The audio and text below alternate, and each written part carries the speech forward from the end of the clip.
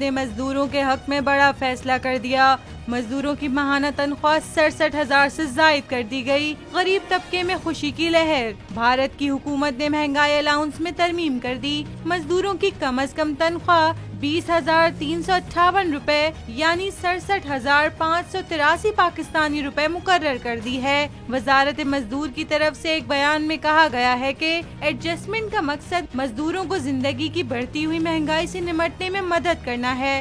दिल्ली हुकूमत की तरफ से तरमीम के बाद जोन ए में तामीर, झाड़ू, सफाई, लोडिंग और अनलोडिंग जैसे गैर हुनरमंद कामों में मसरूफ मजदूरों के लिए कम अज कम उजरत की शरह 783 रुपए यौमिया हो जाएगी। उजरतों की शरह में इजाफे का हुकूमत का नया हुक्मनामा 1 अक्टूबर 2024 से नाफिजुल अमल होगा।